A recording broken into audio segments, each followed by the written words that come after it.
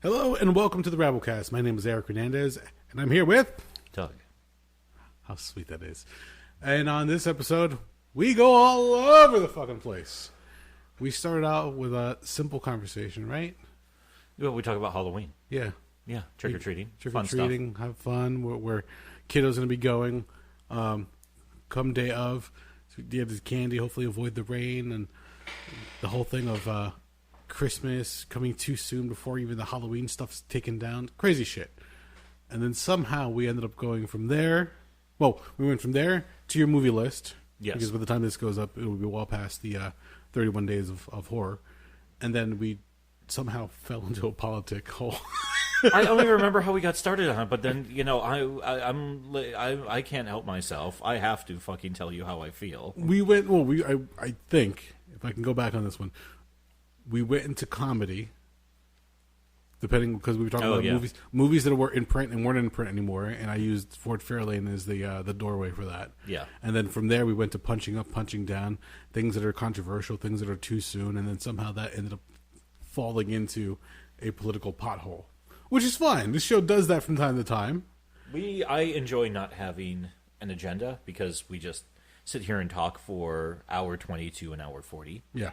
And it is what it is. It's just a time-stamped document. This is exactly what would happen if you and I would have a normal conversation. We would just go from point A to point B, and we'd just keep jumping off. It's no different than sometimes I think of it as, okay, we're driving somewhere together. Yes. And it's an hour and a half drive, and we're just bullshitting while we're going there. That's a good way to look at it. Yeah, I never thought of it that way. But yes. So be prepared, because this one takes some weird turns. It's kind of unexpected. But again, if you're a fan of the show, you know what's coming, so to speak. Effectively, yes. Yeah, so enjoy it. Have fun with it. We are brought to you by InsidePulse.com. You can find us under the podcast section. You can also check out the show over at our YouTube channel, youtube.com/Rabblecast. Send us a tweet at Rabblecast. Check us out on Facebook fan page. Make sure you check us out. I've been putting up different links. I put up the link for the weather newscast emergency broadcast signal, which is fucking, it still creeped me the fuck out when I watched it again before putting it up. That's a fun treat. What else am I missing? Check us out also, Rabblecast.libsyn.com. And as always, if you have a story or if you want to tell us something, Rabblecast@gmail.com is the mailbox. Again, some people send a few things in, quick little stories, quick little hellos. Some people, I think, just want to see if the mailbox actually works. Yeah. Which I find funny sometimes. Yes, it's there. I check it out every now and then. If anyone's interested, and we probably won't get to this until well after the fact, send in spooky stuff that's happened to you. Yeah, there you go. Spooky stories. Whether it's something like a haunting or going to a weird place, something. If you see something in the dark, was that Bigfoot? I don't give a shit. Tell us. Let us know what's going on. Other than that, anything else? Nothing at all. Cool. Enjoy the show, guys. And girls. I'm non-binary.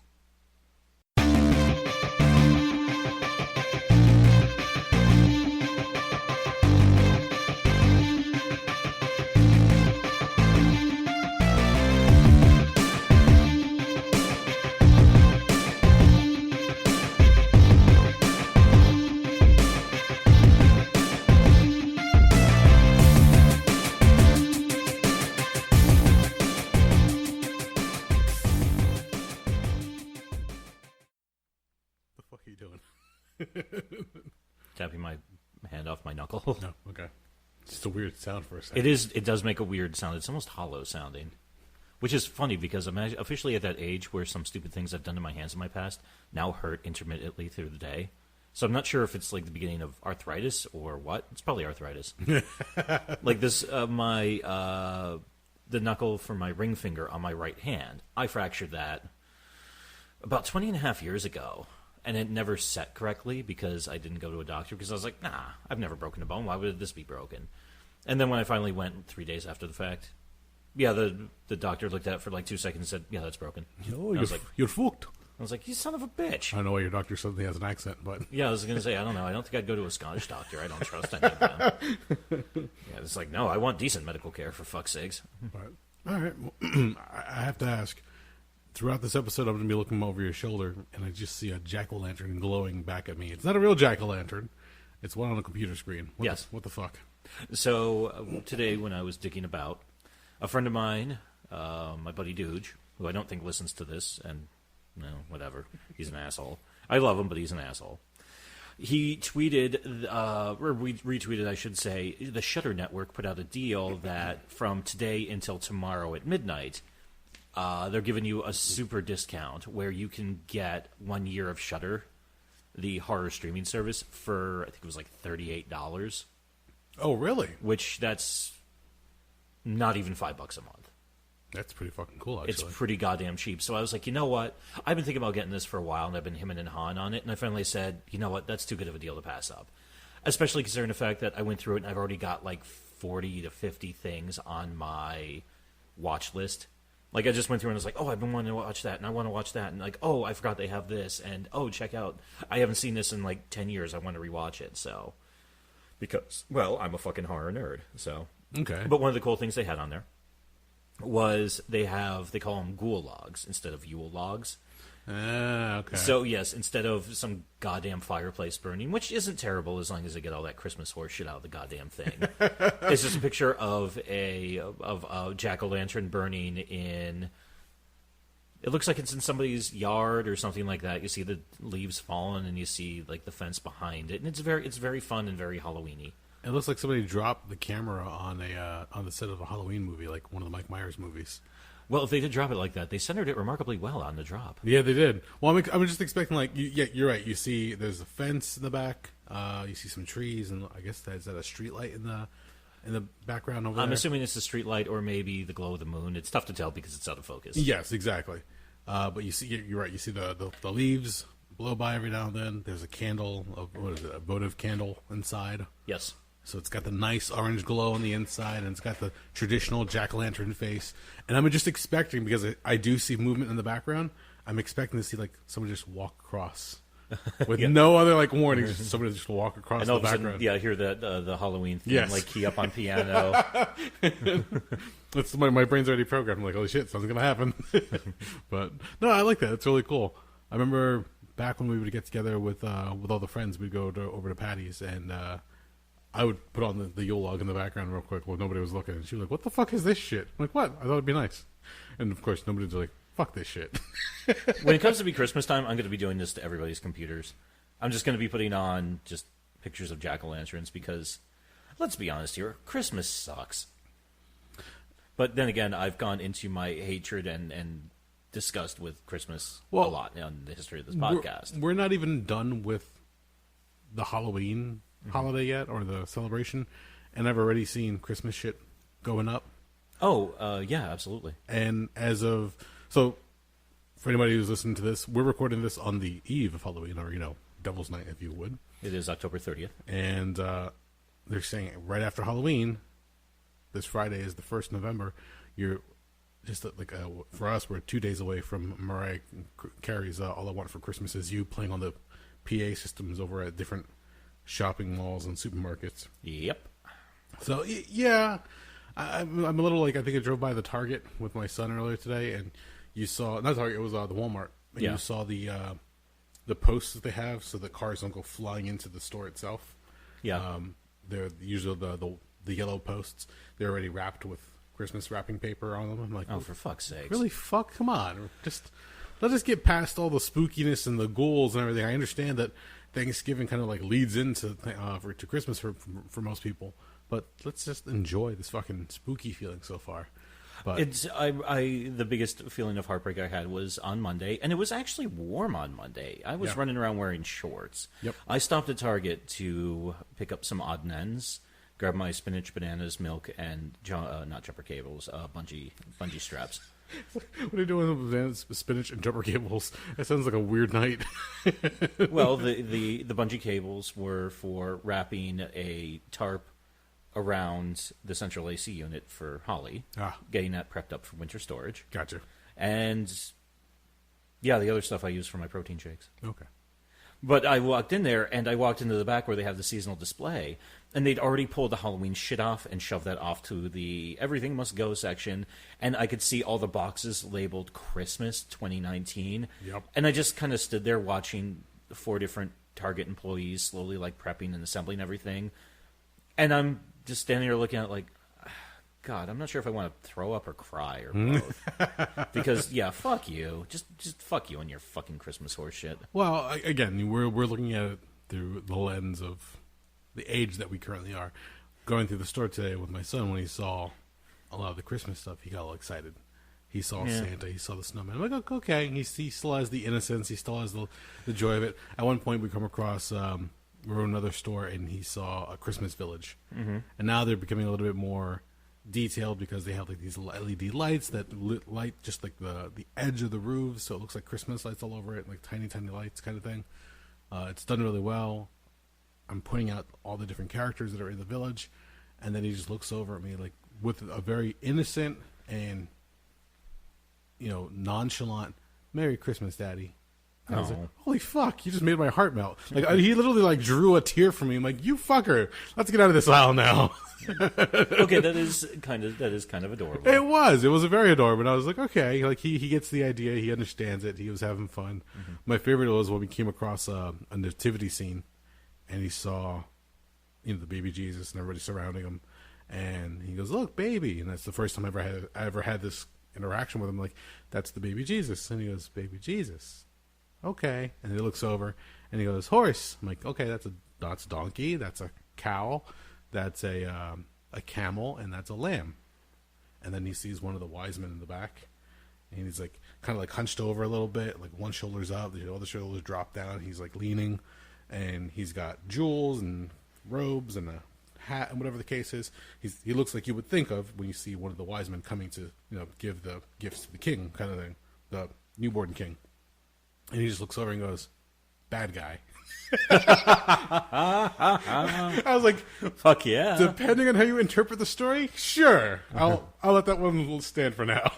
That's kind of awesome. I'm not going to correct you on that one, but he was just looking around, having a lot of fun. And again, like once we got out of there, then he saw the Halloween stuff that was still in the stores. He gets all excited when he sees the pumpkins, and the witches, and dragons, and the ghosts. I don't know how dragons made it into the Halloween. I was about to say, yeah, it's kind of, sort of periphery. Well, you got all the inflatables. Oh, yeah. And somebody said, "Fuck yeah, let's make a dragon." So they put a fucking dragon on the lawn in one of the neighborhoods we drive by. And that's just another thing that gets put up in different places. So he's been enjoying everything. And tomorrow when he gets a chance to go out, he picked out his own costume this year. So he's going to be a little vampire running around. Let's see what happens. But all right. Are you going to take him trick-or-treating tomorrow? I want to. But they're saying tomorrow's going to be a washout as far as weather's concerned. Oh, yeah. It's supposed to storm intermittently and then get kind of heavy in the evening, I think. So we're going to see what happens. Jen works late now. And by the time I think it might be good to take him out, it'll be starting to rain. Yeah. And by the time she does come home, it'll just be pouring. Mm-hmm. So we'll bust out the umbrellas and stuff like that and see what we can do. Maybe even like take him in the car. But if we have to, we'll just try to find an alternative.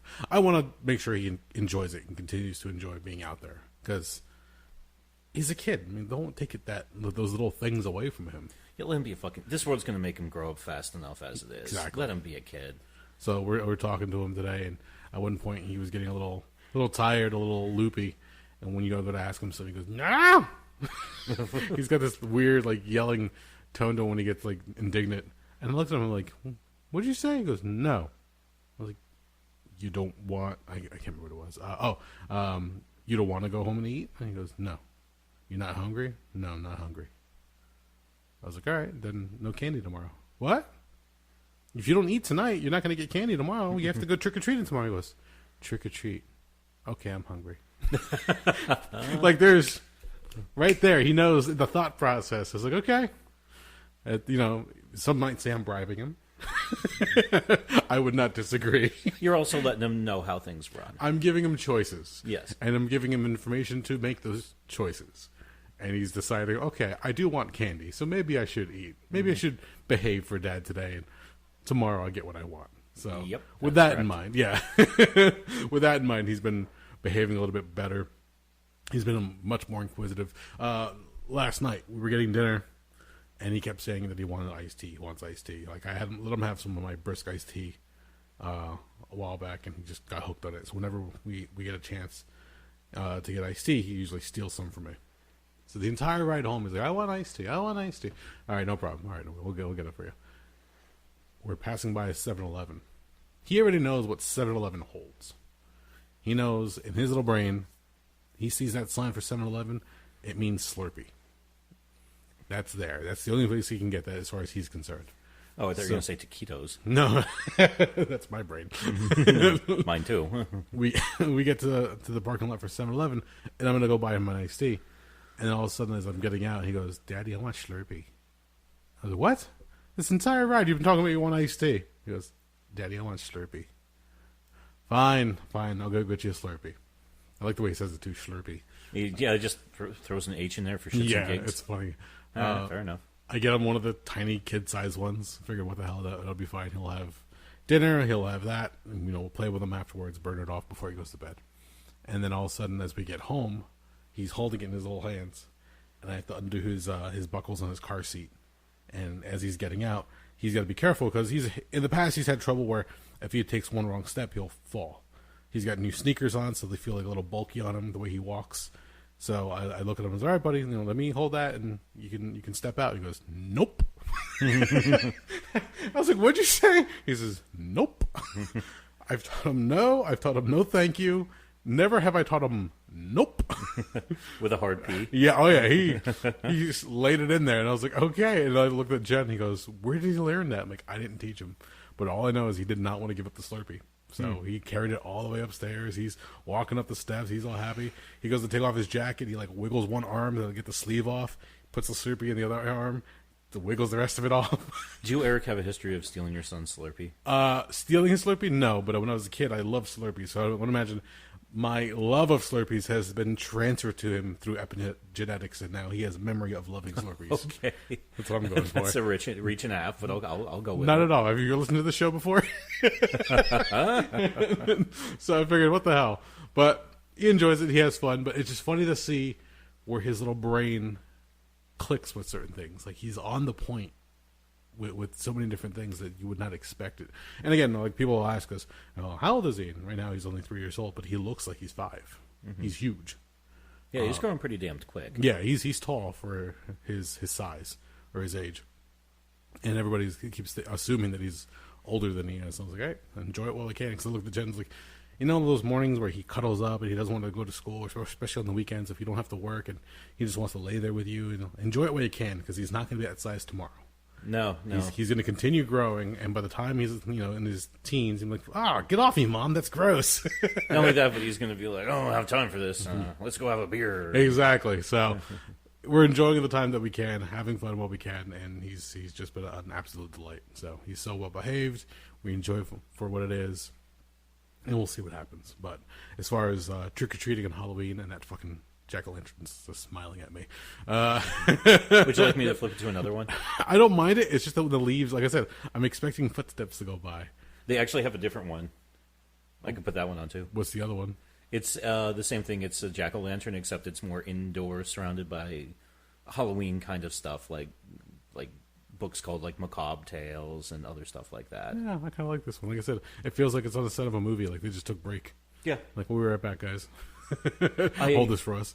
I actually had, speaking of trick-or-treating, I actually had a very heartwarming moment with that last Friday. Oh, really? I went to Pennsylvania. I'd been speaking with an attorney to have my mother's legal documents redrafted, like will and power of attorney and all the things you don't want to think about, but you have to think about sooner rather than later. Just to get things in order, just in case. Yeah, just to get everything squared up. Yeah. So I took her over there, and it was quite pleasant last Friday. It was a nice kind of... those autumn days where it's cool and humid, but it's not too cold out, so it just feels good outside? Some of my favorites, yes. Yeah, it was actually quite nice as I was driving her around, and I took her up to that spot. She does not like the way I drive, but she's a little old lady. But after doing that, I went to go get her something to eat. Do you curse at the traffic lights when they turn yellow? Do you wag your fist at them? No, but I drive very fast. I tend to drive aggressively because I've picked up New Jersey driving habits over the last 9 years. Yeah!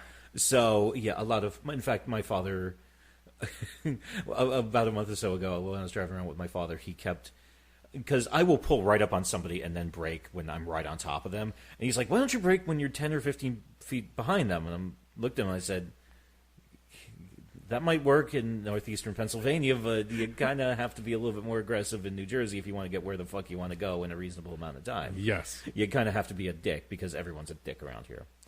But anywho, so I went to go get something to eat for my mother at the local Italian place right around the corner from the building she lives in. Okay. And that day, the town of Forest City, Pennsylvania, was doing a trick-or-treating thing for all the local businesses on Main Street. And there's not a ton of them. I mean, you've got a gas station, an Italian restaurant, a Chinese place, a post office, a few other oddball businesses like a car dealership. Not much. Okay. But a lot of the local kids would come out with their parents and they would take them around, go from place to place. So I'm sitting in there waiting for them to complete the order so I could take it out of there. And it was just kind of nice seeing all these kids go running in there and trick-or-treat. And the guy who ran this place was this big, gregarious Italian fella, and he had this giant bowl of candy. So when kids would come in and trick-or-treat, he's just grabbing handfuls of candy, being like, here you go, kids, happy Halloween. And I'm looking at the guy, and I was like, you know what, that's fucking awesome. Because, cool. Yeah, I mean, like, the guy's probably a dick in every other aspect of his life. But he's just like, come on, let the kids just, let them enjoy themselves and trick-or-treat. Especially with some of the stories that have been coming out this past week, and this is not anything new, where in some places they've actually put age restrictions on trick-or-treating and time restrictions on it as well. That's fucking stupid. Yeah, I saw that. I really want to find the mayors of those towns that did that and just call them up and just say awful things to them.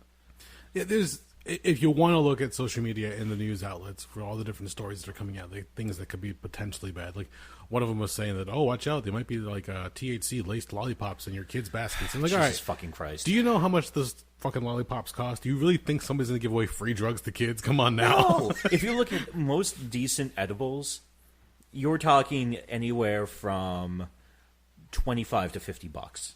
Nobody's giving that shit away for free. Especially not by the handfuls. No. So, yeah, every time they do that, all I can say is, yes, it might happen if somebody fucks up with intermixing stuff, but for the most part, a lot of that shit is so clearly labeled, because by law, it has to be very clearly labeled. I think even... I'm talking about, like, obviously, like, the places where it's legal, like your Massachusetts, California, Colorado, blah, blah, blah, blah, blah. Well, even here, medical marijuana has been legalized. Yeah. So if you have a prescription, you can go get it. I know a few people who suffer from anxiety, and not like bullshit anxiety, like they actually have crippling anxiety, and THC actually helps them throughout the day. Mm-hmm. It helps them function. But to see that, and people say, oh, it might get mixed in with children's candy. No, you're just demonizing something that you don't agree with. If you even go back to not so much as drugs, but back to the day where people say, "Oh, you better check your kids' candy because there might be razor blades in the candy or in the apples, whatever the case is." That was an urban legend. Apparently, that was only like one instance of that ever happening. I know for a fact there was one incident in late 70s, early 80s down in, I think it was somewhere outside Houston, Texas. A kid died from a poisoned pixie stick. A poison pixie stick? A poisoned pixie stick. Okay, what made it poisonous? His father put poison in it. Oh, shit. Okay. No, because originally the first thought was, oh my God, somebody gave this poor child a laced candy with poison in it. Yeah. And then the cops, of course, they went to the parents and they said, okay, you need to remember every single house you went to so we can check them all out and blah, blah, blah. And over time, the story started to erode more and more. And finally, it came out, I think a month or two later, that the father took out a very large life insurance policy on his son and was going to kill him off for the insurance money. Oh, my God. And eventually, I don't know if they've done it yet, but the guy was on death row for a while. I'm not sure if they've executed him or not. That fuck. But that was effectively it. And there have been some oddball one-offs. Yes. Where, I mean, something like, oh, somebody put heroin in this child's candy. It's like, no, they didn't. The fucking, the weird uncle who's, living with the family because, they can't turn their back on family, but he's a fucking junkie. The kid grabbed his fucking drugs and accidentally ate them. Yeah. Or there was another story I heard of, I'm not sure where this was, some guy, he was a medical marijuana user, and he had some of the gummy bears, but he left them in his car unopened, or just open, sitting out. And his son ate a handful of them, and he faced criminal charges because you have to, you should keep that stuff in pretty fucking secure locations. Yeah, that's poor handling of that and leaving it exposed like that. But yeah, a situation like that, yes, there are mishaps, but there's nobody's out there giving out drug candies to kids, especially nowadays. No, I mean it's again maybe a waste of money. Unless unless it's Colorado and they're getting rid of like an old batch or something. Who knows? But it's those urban myths always keep popping up this time of year. We're like, check the candy for this, check the candy for that. Oh, you never know what's in your kid's basket. Go to a neighborhood that you know and recognize, that you don't have to know everybody on the block, but you know that there's no craziness going on in that neighborhood. I wouldn't go trick-or-treating down in Trenton or Camden. No, that would be weird. Yeah. Nothing against either place, but they have a reputation, and I would not want to go trick-or-treating in that area. And not only that, but with how high the poverty rates are there, I think they've got bigger things to worry about than goddamn candy. Exactly. I don't think anybody's giving out shit down there, so just to be safe, I'll stick to the places that I know, the neighborhoods. In our case, we are more or less going to be going through Jen's old neighborhood where she grew up. So we just wander around, maybe 5 or 6 different blocks. Mm-hmm. Especially for kiddo. I mean, he's in a small basket. He's going to fill up real quick, have fun, probably dump it into a pillowcase, go a few more houses, check out a few more sites, look at some of the decorations. One of the places actually has, I think we talked about it before, they have an entire setup with like a little ghost that goes on the zip line. It zooms past your head, something that pops out at you, and some neat smoke machine. So as long as it's a good night, we can go and experience all that and have fun. But we know the area. We go there. I don't think there's anybody nefarious going to be giving out, weird lace pixie sticks or fucking. I don't even know the fucking candies anymore. I was going to say, go with your favorites. A Kit Kat with a fucking needle in it, or a fucking Snickers bar with a razor blade popped off, or a Butterfinger with a fucking old fucking knife sticking out of it. I don't fucking know. Unless we have some kind of retired wrestler somewhere in the neighborhood who goes, hey, go ahead, gig. It's fucking good for you. Gig with the candy. Red equals green, son. Yeah, you can see a Butterfinger with fucking athletic tape wrapped around it and a little blade sticking out the side. He goes, just go in, puncture it, and then turn it. It won't close. Have a couple of beers and an aspirin before the match, kid. I'll throw a couple of punches at it, open up really well. Yeah, it'll look great out there, kid. Forget about that. It just would not work at all. But yeah, I don't see any of that happening. None of that's gonna go down. So we just go out, you have fun, be safe, especially if it's dark out. One of the things we saw last year that we really liked, and we're gonna try to do is if you see the plastic orange pumpkin jack-o'-lantern candy, what is the fucking little the carrying buckets, the carrying bucket. A lot of people they'll do is they'll take their phone or a flashlight, turn it on as far as the light's concerned, and just dump it into the bottom of the bucket. So now the little bucket that they carry now has this orange glow to it. Oh. So that you can put candy in there, no problem. But for any reason, if you're wandering around a neighborhood, especially with a lot of traffic, people can see the little bucket. Oh, that's a good idea. So they'll know that people are walking around, or they know that kids are in the area. So we thought that's a really cool idea. So at one point, I think it was either my phone or Jen's phone went into the bucket, and we had it run around like that for a little bit. But this year we're going to get a little flashlight, drop it in as well, so that we have that. And then again, with the rain coming down, we have to look for the umbrellas and everything else, just to make sure that we can make this a somewhat functioning evening. So we'll see what happens. The one thing I'm actually kind of curious right now, we mentioned it earlier, is that it's Mischief Night, or Devil's Night, depending on how you call it where you live. In our area, it's called Mischief Night. And when I was younger, in the 80s, we didn't have a babysitter to take care of me. Mm-hmm. So your brothers would. So my brothers were in their teens, and they wanted to go out and have fun and fuck about. I essentially went with them and had to learn how to run real fast, or I get caught. So let's see. If they were in high school, let's say they were like 15, 16, I was probably about 8 or 9. And here I am running with them. So as I see them taking toilet paper and throwing it over the trees, or using soap on somebody's windshield, or egging somebody's house, whatever the case was, and then we have to duck behind a car real fast. I thought I heard something. Mm-hmm. So I'm curious. I haven't seen it recently, and I've almost been waiting for the resurgence of it. And I feel like we're getting to that point because more crap's been happening out in our neighborhood. Yeah. There's been a rash of people going and burglarizing cars, but the thing is, they don't break into your car. Oh, they just check for unlocked doors. They just check for the unlocked doors. So really, it's just on the person. If you leave your car unlocked, you're the fucking idiot. I did it once myself. I got so caught up in bringing a bunch of groceries up and making sure Kiddo was upstairs and Jen was upstairs that by the end of the night, we found out that the car stuff got moved around in the car after the fact. So obviously somebody was in there, stole some stuff. Some things are missing. Thankfully, nothing of big value. I think a pair of gloves and a few other odds and ends. But when the cop asked me, he goes, "Was your car locked?"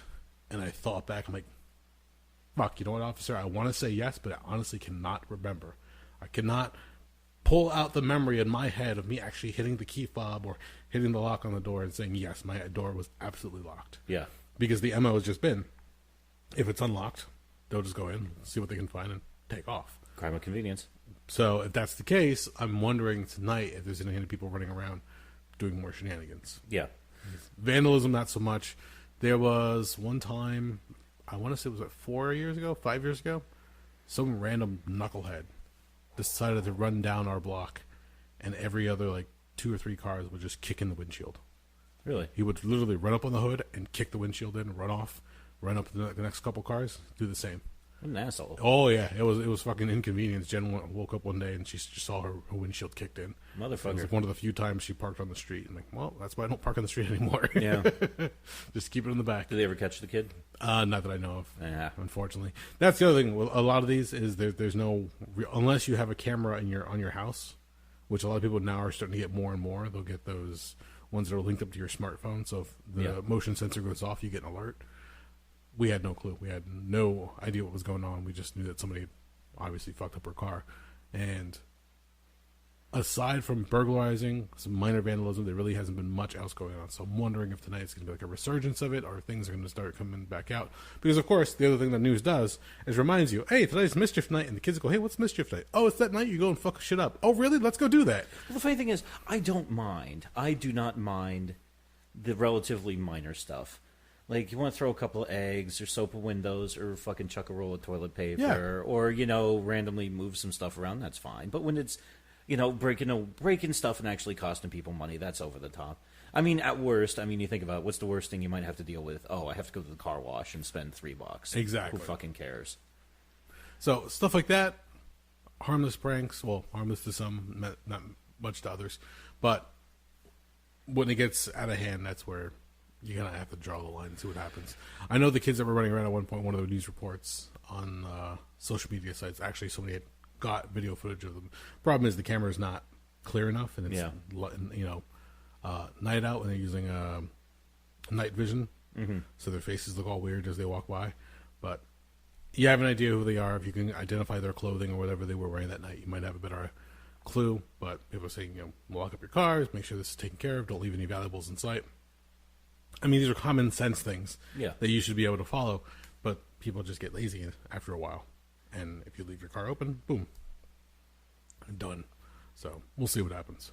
But before we get much further into this night, you finally announced your final date. Yes.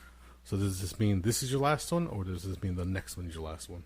We can record again next week if you want. Fuck yeah. Yeah, we can do another show. I'm fine with that. Once again, one of the benefits of not owning a lot of stuff and constantly purging my possessions, packing and moving is pretty fucking easy. I walked down here today and I looked over and not much has been moved, but you can tell that you've prepped.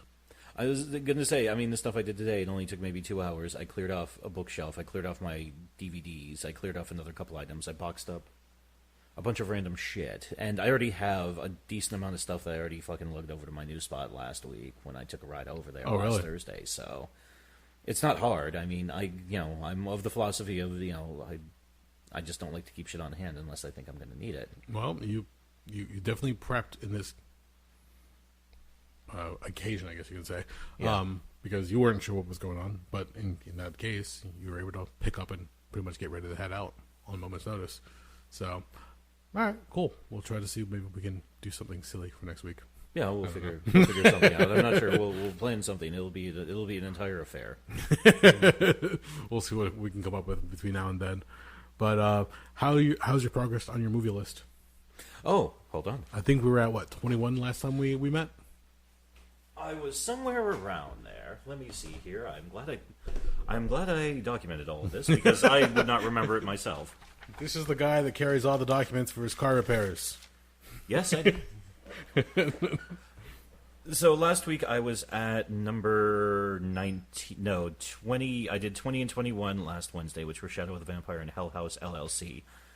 Hell House LLC, I think I mentioned it. It's a lot of fun because it's actually a decent found footage movie. Okay. And it was actually filmed in Lehighton, Pennsylvania, not too far from the Mahoney Drive-In, at a place called the Waldorf Estate of Fear. Yes, we mentioned that one. Before you go any further, just do me a favor, just to make this like a standalone. Can you read from number 1 to where you Certainly. currently are? And yes, and because we're almost done, because it's the 30th. So, for my 31 days of Halloween, I did Anthropophagus, a.k.a. the Grim Reaper, See No Evil, The Children, Hanger, Children Shouldn't Play with Dead Things, Prince of Darkness, The Wicker Man remake from 2006 with our old buddy Nick Cage, Horror Express, The Massage Parlor Murders, Hard Rock Zombies, From Hell, Return to Horror High, Layer of the White Worm, Mutilator, Martyrs, Once Bitten, The Fearless Vampire Killers, Black Sabbath, Graduation Day, Shadow of the Vampire, Hell House LLC, and the new ones I've done were Nightbreed, the Clive Barker special. Okay. Excellent performance by David Cronenberg in that. On Friday night was I got to go to Mahoney. Friday and Saturday were their last shows for the season. Okay. Friday night they ran Halloween and Halloween 2. Nice. That counts. Didn't make it out the Saturday, unfortunately, for Halloween 4 and Halloween 5 because of the goddamn terrain, but that's life. You'll have this. So I then went to a friend's house and we watched Dark Knight of the Scarecrow, which was a TV movie from 1981 with Larry Drake and a few other random people, which is actually pretty fucking creepy. Really? Mm-hmm. Okay. If I show you the trailer for it, yeah, it's pretty fucked up. Then we watched Scarecrows, which was not good. Then I started pulling some heavy hitters for this one. So number 27 was Lucio Fulci's Zombie, classic for everybody out there. Number 28, Return of the Living Dead. Number 29 I did last night. I went to the theaters because for one of the things I've enjoyed about this list is not only have I been able to revisit some of my favorite horror films, I've also gotten myself to watch a lot of newer shit. There's about 12 movies on this list I've never seen before. Okay, cool. So I got to get some stuff, but last night I went to the theater with Holly to go see The Lighthouse. How was that one? Out fucking standing. Really? It's excellent. It's insane. Is it Willem Dafoe, Robert Pattinson? Pattinson, thank you. Yes. I'm a convert to Robert Pattinson. Of course, for years, I looked at him and said, he's a sparkling vampire. Who fucking cares about this nerd? He killed it in that. I have never seen any of the Twilight films, so I really can't shit on them, besides the whole sparkly vampire thing and, was it Kristen Stewart's just non-emotive face? That's the only thing I can really take away from those. I played a drinking game with Twilight some years ago. Okay. Holy fuck, I was drunk. Oh, boy. Oh, boy, that was not a good idea. But I'm of the firm belief that if you're going to make fun of something, you should at least watch it. Yeah. So that you experience it, so you know what you're making fun of. Absolutely. I've never, besides a few scenes and a few parody scenes that other movies have made fun of, I have never seen any of the Twilight films, so I can't sit there and harp on them. I'm at the point in my life where I'm starting to feel like you are. I could very easily shit on a Taylor Swift album, but that's also music not written for me. Exactly. I don't care. I don't bear anyone ill will. In fact, I'm a little bit more hostile towards shitty metal and shitty punk rock than I am towards top 40 pop like that, because top 40 pop is so far out of my spectrum of what I'm going to pay attention to that it's like, no, yeah, that's when you want to put out your record, and I hope you sell a pile of copies of it, and you're doing okay, and kids go and dance at your concerts, whatever the fuck kids do now. I have no idea. I'm an old man. Fuck that. They just sit there and hold their phone up and record it. I'm so in the now. I'm living the moment. On the phone. But, well, what are you going to do? But Lighthouse, it was very good. It was shot in black and white. It was set in the late 1890s, I believe. Oh, okay. Yeah, two guys go out to run the lighthouse. Willem Dafoe, he's the old-timey, as they called him, the Wickies. Okay. Which I had to look up, which that was what they used to call the people who tended to lighthouses back in the olden days. Because it was an actual wick that they had to light? No, it was actually, the one in the movie was actually run by machinery. Oh, okay. But I'm willing to guess that has something to do with some type of flame that they were using with that special type of, I think it's a Fresnel lens. Okay. That they used for that. And his assistant, the new guy, who's kind of the understudy who does a lot of the crap work, is played by Robert Pattinson. And the entire movie it's great because you're dealing with, number one, it's such a feeling of fucking claustrophobia because you're on this tiny fucking island. And even when you're indoors, the way they light everything, it makes you feel like everything's on top of everything else, so you just feel like trapped. Well, so what kind of movie would you label this as? I call it a psychological horror film. Oh, really? Yes. Because as the movie progresses, they're finding out more and more bits of information as they start to like warm up a little bit to each other and actually start to share.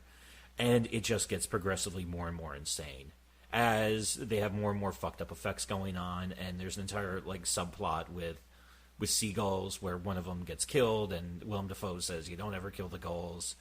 It's bad luck," and blah blah blah. And then one of them gets killed, and all of a sudden this terrible storm hits the island.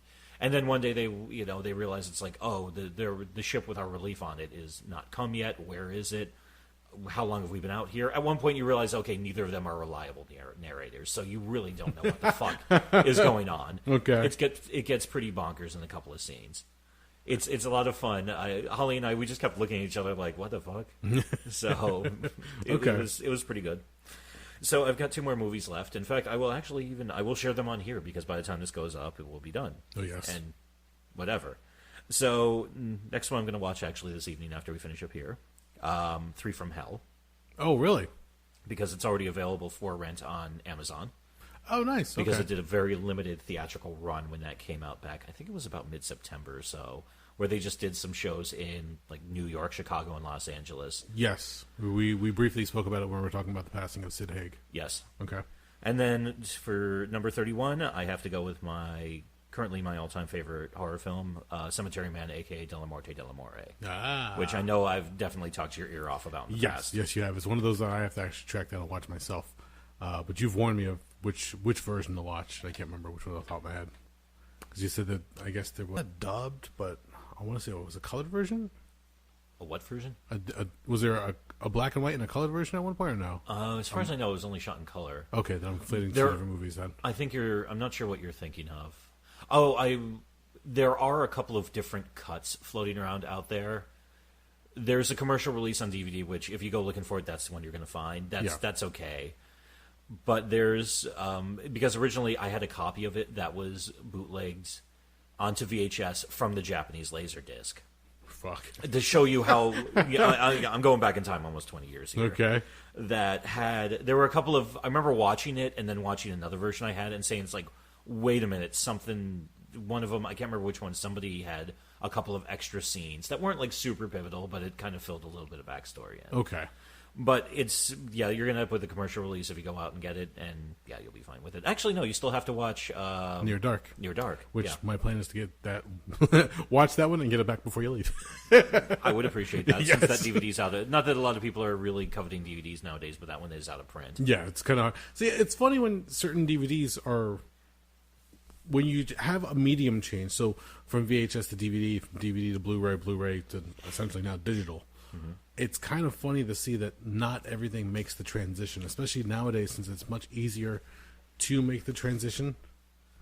So let's say if you have something that was on VHS. So my go-to always becomes The Adventures of Fort Fairlane. Yes. When I remember having a copy of that on VHS way back when. Yeah. And we're looking for it on DVD, and I couldn't find it anywhere. Finally, I went online to search for it, and it said it has not been ported over to DVD just yet. What the fuck? Why not? Why wouldn't you put that on DVD? That's a classic fucking comedy film. And apparently it's not as classic as I thought it was, because they could not deem the money it would take to process it, make copies of it, package it, and then send it out. And take a slice of percentage off to whoever owns the rights. Exactly. Everything else that it goes into that whole that scenario. So I thought to myself, like, all right, no big deal. I remember at one point they did have a DVD release date. They were going to put it on DVD. I guess they were going through their back catalog, and that was the ones that they were going to get to eventually. I don't actually ever remember seeing it on DVD physically. I just remember seeing the thumbnail on like Amazon or Best Buy, whatever the case was. Yeah. But now you would think, especially with digital, it's not that difficult. You just make a master copy, put it on a server, and then from there people can download it, rent it, whatever the case is. And the same thing. There's not as much as far as the packaging is concerned, because all you have to do is put up some artwork. Yeah. So you took some stills from production, whatever the case was, and for the most part, you just use the movie poster for your cover, and you're done. And you're set. So I always found it interesting that when some movies don't make the jump or don't make the cut for these conversions, like who out there doesn't go through? Like this is money sitting on your back catalog. Which is funny because I know for a fact it's popped up on streaming before. Because I remember I watched it on, I think it was the HBO Now, HBO Go. I can't remember which one. Yes, it did, because I remember watching it too. Yeah, because I watched it last summer. Yeah. So I was like, oh shit, let's break this one out for old time's sake. Yep. And it was great because I was reminded of, I don't know why I didn't get a kick out of this when I was a kid, but now I think it's one of the funniest scenes in the movie. When they're having to chase through the cemetery after the funeral. Oh, Robert Englund's in the other car? Robert Englund is in the car with, I can't remember the name of the woman. And Andrew Dice Clay goes to chase him, so he just jumps in the hearse randomly. And he's just driving, chasing, all of a sudden he looks over and he sees the corpse, and he just is like, ah! I don't know why, just his reaction is so fucking good. It's the fright, and then as he's driving and he's trying to keep a straight face, he goes, Mom. Yeah. and then later on, you find it was just like some weird like death fetishist chick who was just like hanging out, and then all of a sudden she pops up and is like, why are we here? Yeah, I never got that one. Did they like drug her? Like, was she involved in like the whole situation? But I thought it was just like, oh, here's a crazy person in Los Angeles who, she can only get off by pretending to be a corpse in a fucking, not a limousine, in a hearse. Hearse, thank you. But they have the toe tag on her and everything, and when she like falls forward into the front seat and just like lays on him, he's freaking the fuck out. Yeah, it's such a. They do not explain that at all, but I'm sure there's something on a cutting room floor in 1990 that some like little just quick scene that filled that all in. I love that movie. I don't know why. It's a fun movie. It's a goddamn fun movie. It's just all the cameos and all the silliness, and I guess it's just the brashness of Andrew Dice Clay for the time.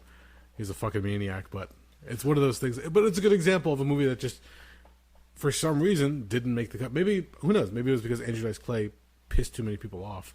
They just didn't feel like putting the conversion over and having to pay out royalties. I'm willing to bet there was a spec script sitting around someplace about a quote-unquote rock and roll detective or some type of detective who deals with, music biz people.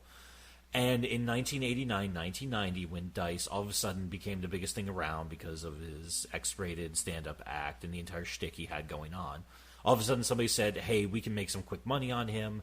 So they grabbed that out, recut some bits and pieces to Clay's character, threw the entire fucking thing together, worked with him on it, and they said, okay, just go shoot. We need to strike while the iron's hot. Yes. Because his popularity is going to just fizzle out in the near future. Yeah. But it is what it is. Mr. Rock and Roll Detective. And of course Al Bundy killed in it. Oh my god. Yeah, when I think, who was it, Morris Day, was like, as far as I'm concerned, Booty Time's the only white disco song ever made. Yep. He's like, there's a lot more where that came from. I always wish they would make a sequel to that movie. The story of Morris Day and Al Bundy. Just doing weird shit together. If you're not going to have a sequel to Fort Fairlane itself, at least make some kind of a spin-off and have fun with it. Because there's so many characters. That was such a rich world of different characters that lived in there. You're like, holy fuck, there's a lot going on. But once you get to the final story and you find out that the record executive is just fucking everything over and his buddy was killed and everything, it's just weird. But you're right.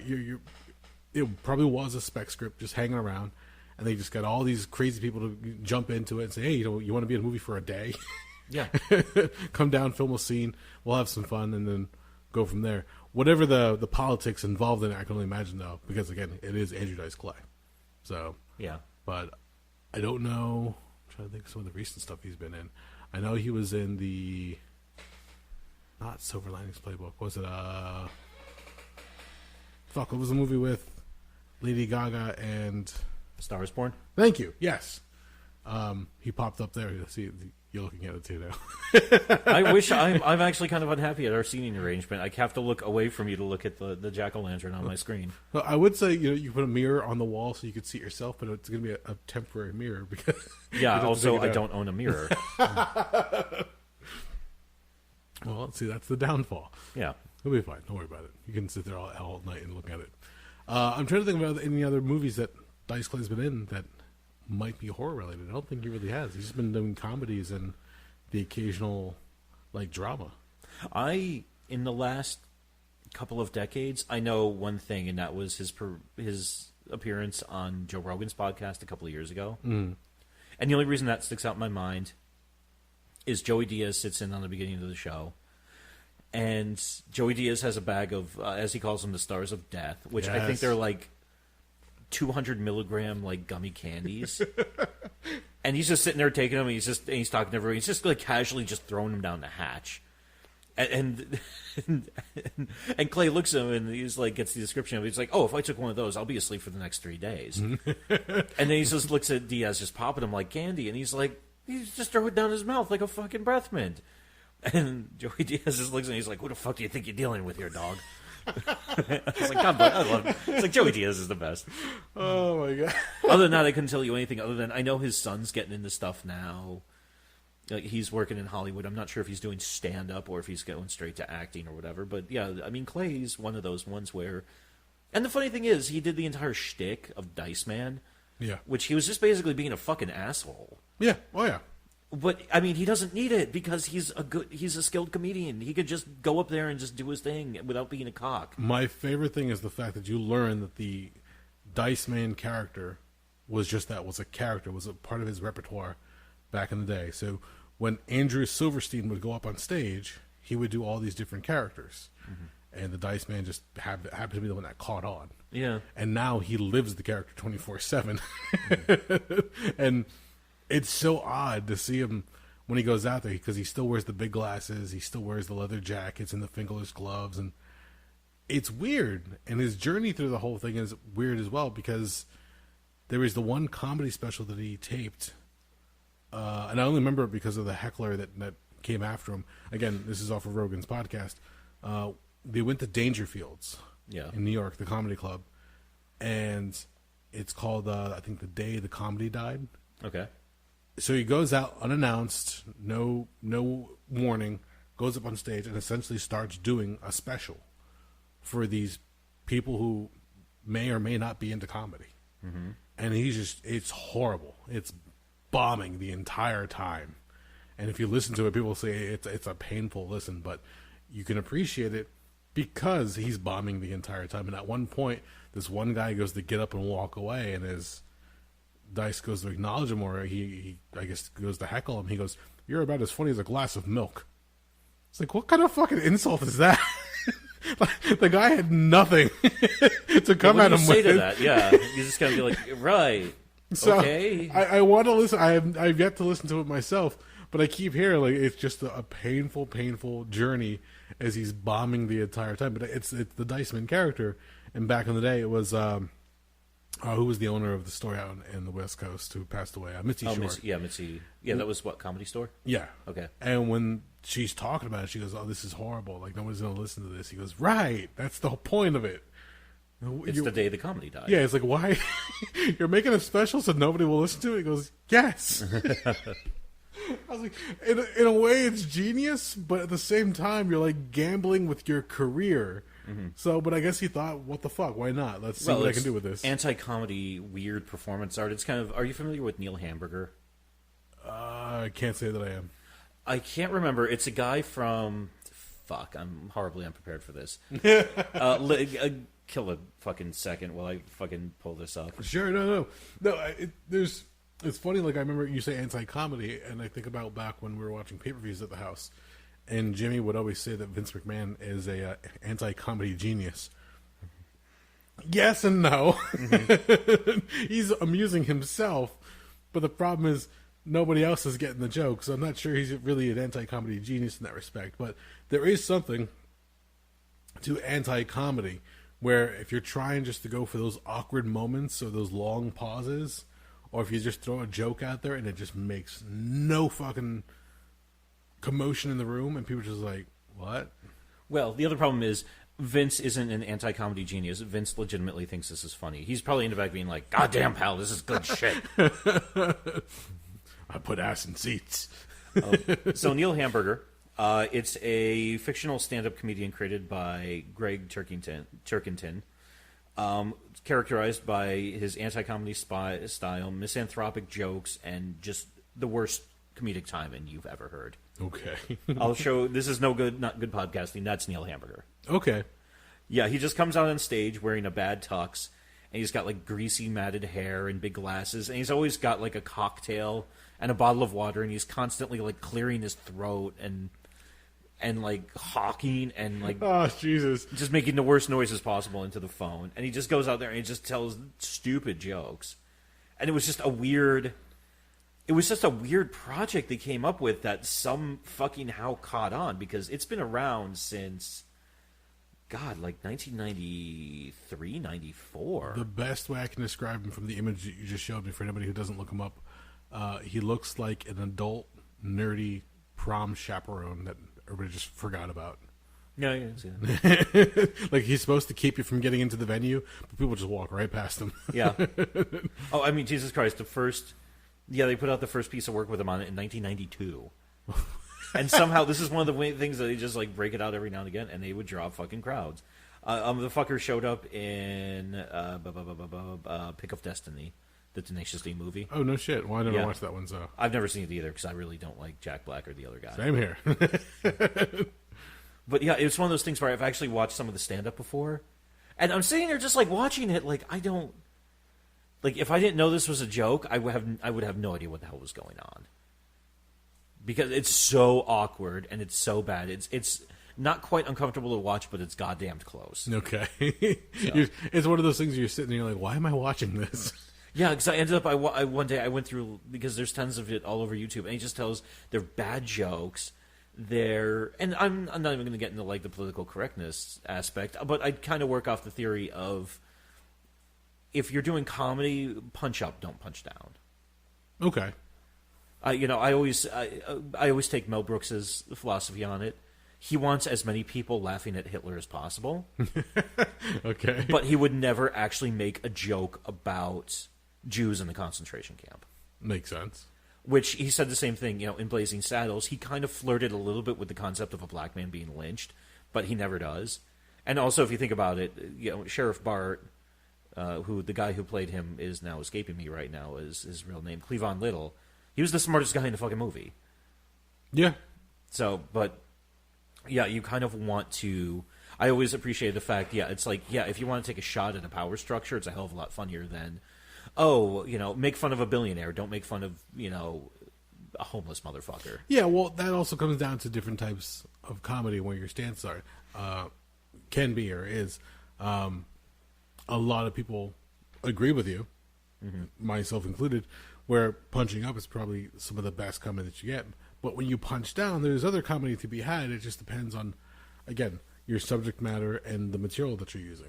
Well, that's when you start threading the needle, and you have to kind of set it up just right. Yes, because you can't just be ham-fisted with that. You have to have a very clear point of where you're going. I think. And that's where the craft of being a comedian comes into play. Like, you have to know the setup punchline. Because if you don't, and if you're just sitting there making fun of somebody that might be disenfranchised or somebody who's on the the shit end of the stick, then some people might think it's funny. It might be the wrong crowd that you're aiming for, though. That's the problem. Yeah. So you have to make sure you know what direction that blow is landing, because otherwise, in Dice's example, or even Sam Kinison is another one. Sam Kinison has a few jokes that punch down.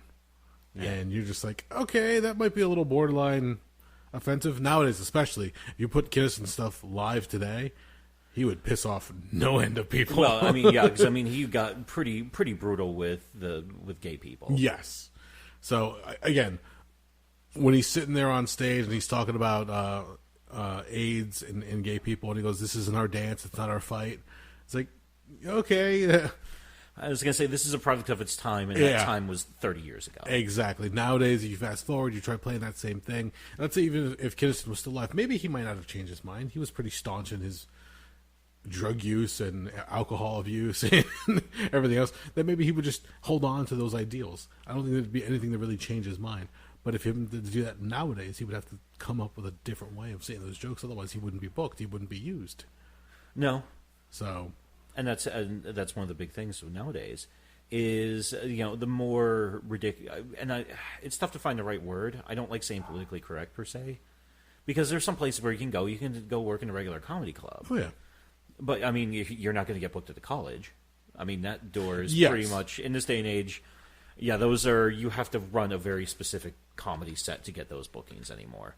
Yeah, and they tell you before you go on stage, and this is all the stuff I hear, through podcasts or interviews, that if you get a college gig, they tell you you've got to work clean, you can talk about this, don't talk about that. There's certain things, like don't make fun of the school itself. Yeah. And stuff like that. But as soon as you violate one of those rules, that's it. You're done. You're out of here. And there's Vice, the YouTube channel. They actually put out a video a couple of years ago where they actually talked to some college bookers. Oh, really? Yeah. Okay. And they've actually gone out and they said, so, they looked at them and it's like, oh, so what do you all look for? What are the keys for that? And they also talked to this one lady who was a comedian. She said, I will never, even if they offered me, I wouldn't work at a college because a lot of the stuff I do is designed to challenge people. And it's one of those things where it's like, okay, everybody's mileage is going to differ a little bit. Yeah, and that's comes down to what you're looking for. I mean, you should probably research the comedian that you want to use before you pay them X amount of dollars to come down to your campus, talk to your student body, and maybe or maybe not offend one of them. Like, there's been numerous stories where a comedian will say something, and then nonchalantly somebody will get offended, and suddenly it becomes a story on TMZ or somewhere else where such and such pissed off a student council or whatever body that booked the comedian. I mean, that's... I forget, didn't it happen to a comedian just this, past spring? Where they were working... It was the one guy from Saturday Night Live. I can picture his face. He got in that entire thing with Dan Crenshaw, the Navy SEAL who became a congressman. I want to say Pete Holmes, but that's not him. No, it's not Pete Holmes. I think it is Pete something or other. Pete Davidson. That's him. Yeah. Yeah, there was some big thing where he ended up, I wish I could remember a better detail of the video, but I remember there was something of him, flipping out on some college kids. I know he's become a name as far as SNL because he has done just, some crazy shit. Also, he's had a history of, weird, what was it, Ariana Grande at one point. I think he fucked, one of the, a pop singer or two. Yeah. Yeah. And, but I kind of, dismissed him after a while, especially with the whole Crenshaw thing, because I'm like, all right, now you're just going out there just to be offensive. You're just trying to get some kind of reaction. If that's the case, then you're not really serving the purpose that you're out there for. I mean, yes, challenge people. Yeah. But just saying fucked up shit for the sake of saying fucked up shit isn't really comedy. Be creative with what you're doing. Because even the whole Crenshaw thing, he pretty much walk it back. And they invited Crenshaw onto SNL, and then they let him take punches at Davidson on air. Mm-hmm. To which I give him credit for that, because I saw the retort, and it was kind of funny just to see Davidson kind of squirm a little bit, all right, I get it. Mm-hmm. Enough. I fucked up. This is your shot. But, no, even the guys like that, I'm like, all right, yes, there might be some comedic genius behind it, but I think it's kind of mired with the drug use and all the weird other shit that's going on in his life. So you kind of get lost in what he's trying to say or do. There's no real focus to it. And at that point, you're just all right, what was the point of this? Yeah. So, but that being said, there's a bunch of other people that go out to, there's another guy who showed up on another show. I can't remember his name now. I want to say it was Middle Eastern descent.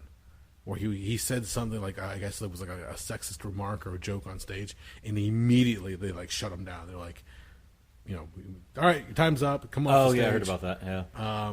And it just became more and more people part of the student council that booked them actually said, no, we love what you did. We don't know what the hell is going on. We're trying to figure out what's happening. But somebody else backstage just got pissed off and just said, that's it. He's done. We don't need him anymore. I was well, again, research somebody before you put them to work. Yeah, I don't... How hard is it to go online, especially if you're a comedian? How many times do they put out stuff, especially now with social media, on Instagram or on YouTube? You can find clips of them. You can find reviews from them if they're from, especially the West or East Coast, depending on where they're touring. You can get a sample of what they're saying or doing. If you're going to have somebody, let's say... somebody would be an absolute moron if they're going to try to get Tracy Morgan to go to a college and say, okay, you got to play it clean. Good luck. I'm assuming Tracy Morgan doesn't work clean. Not at all. Okay, I don't know. I know very little about Tracy Morgan other than I know the name and he's been in a couple of movies. Tracy Morgan had his scandal or his trouble was a while back that if you ever found out his son was gay, he'd beat the shit out of the little fucker. Oh, I thought that was Kevin... No, Kevin Hart was a different. He had a different joke that offended people, and again, it's the other idea of okay, you can be offensive, but then there's people out there that are just looking for something to be offended by, so they can suddenly throw up a flag and cause a commotion. So it's the whole counterbalance to the idea. It's kind of a tough way to cut it. I mean, it's also I look at it too as like, are you actually offended, or are you getting offended on behalf of somebody else because you feel that's what you're supposed to do? Do you legitimately don't want them to be hurt by this? Do you think what they're saying is legitimately that fucked up? It's kind of tough to say because, and also by a certain account, like just doing super offensive bits, like you said. At this point, it's like, okay, you're not doing anything new. What you're doing is kind of hack. Yeah. And you think back to stuff like Lenny Bruce, where he was saying that kind of stuff because it was more transgressive, and it was, it definitely wasn't hack. I mean, for Christ's sakes, I mean, how many times did he get marched out of comedy clubs in fucking handcuffs? So, for his time, you needed a guy like that because he pushed the boundaries. Yeah. Who's really pushing the boundaries now these days? If you're going to go out there and say a gay joke just to offend the gay community, what's the point? Yeah, are you pushing a boundary, or are you just looking to piss somebody off? There's a difference. And with that being said, the jokes that Tracy Morgan said, I can't remember if Kevin Hart actually had one in that relation, but if you have a joke like that, again, if you go to a comedy club, you're expecting to hear jokes. It doesn't matter who or what you are. Nothing's sacred. Yeah. Like they're allowed to do any kind of jokes they want. They can throw a 9/11 joke in there. They can throw a Holocaust joke in there. It might offend you if you know somebody in either tragedies or if you have a family member from something.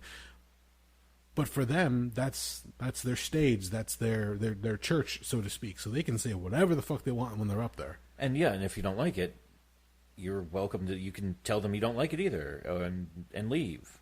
Well, you can show them that you don't like it by leaving, but if you try to engage with them and say, "Hey, I don't think that's funny, and I don't think you should be making that kind of joke," now you're making a one-on-one interaction, and you're completely disregarding everybody else that came to see that. There might be people in that audience who think that's the funniest fucking joke they ever heard in their lives. Mm-hmm. Maybe they have a dark sense of humor. You don't know. And it's tough, and that's the problem. I mean. And I think it was Lindsay Ellis who does film critique videos on YouTube. She used to be called Nostalgia Chick. She does this pretty good analysis of the producers and a lot of Mel Brooks comedy. And she even points out at one point, it's like comedy is the quickest to age, and it also ages the worst. Yes. Because so much of it is very topical, and as things just change around a little bit, what was funny yesterday, a lot of people might be kind of mortified about. Look no further than the heat Gilbert Gottfried got in October 2001 when he didn't even really say anything too severe. He just did a very light.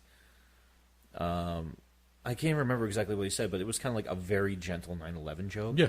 And he got lambasted for that one. Yep, he even lost his Geico gig as the Duck. Oh no, that was after Affleck. Sorry, Affleck. No, that was 10 years later. That was after he made some weird off comment about the tsunami and earthquake in Japan. Oh, you're right. Yes, because at that point, for us, the only reason I remember that one is because a representative from Affleck actually came into our office where I was working at the time. Yeah. And for anybody who wanted to get supplemental income, and somebody had commented, "Hey, the Duck sounds kind of weird these days." He goes, "Yeah, we really don't talk about that." Which I give him all the credit in the world because he knew how to sidestep it. But that's another example of somebody who goes out there and you say a joke. I mean, that brings into the question of you're talking about between punching up, punching down, and pushing boundaries. Now you're also getting to the idea of when is soon too soon.